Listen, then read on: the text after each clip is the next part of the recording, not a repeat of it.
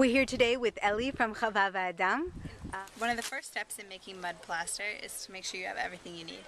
Here we've filtered sand, and we also have clay, some water here, and like almost a dry sawdust. It's made from wheat shavings and things like that. So we can also use donkey poo and chopped up straw if necessary. Yes, those are two excellent glue. We're using here a proportion of 1 jar of sand,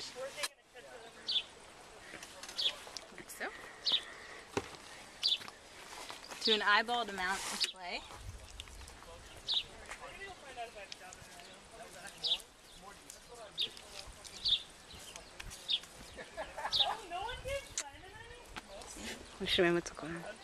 This amount. Ready? And then we're going to add some water here.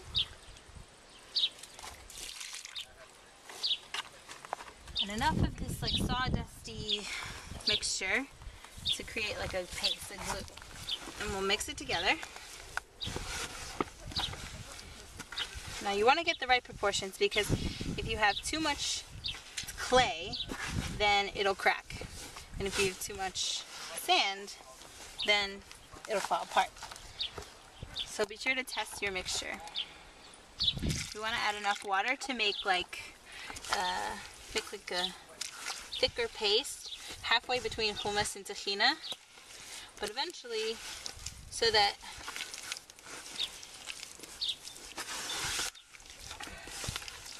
I need a little more sand. You think you need a little more sand? Yeah. Oh, not much more.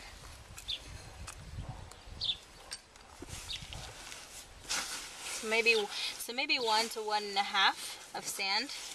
1 jar of clay to 1.5 of sand. Again, test it, play around with it. It could be anything, so that it makes, like, if you were to make them into a patty, it'll stick like this. Okay. So this is our mud plaster for today. And how to apply the mud plaster. First we need to wet the surface area that we're applying it to.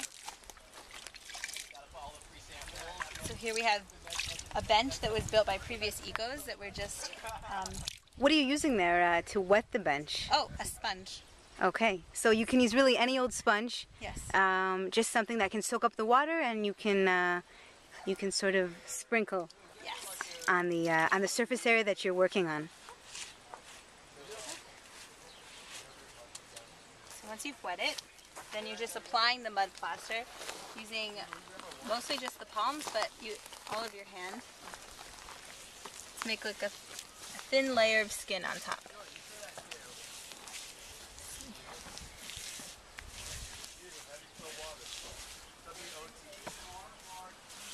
Just like that. It's really great for touch-ups, and you can add colors to it, make it pretty, designs, and the mud plaster lasts pretty well. These benches are 2 years old, and I think this is the second time that they've needed to apply a plaster. You can add oil to your mixture in order to help keep out water damage. You can add all types of things, like color if you wanted to. But here we keep it simple.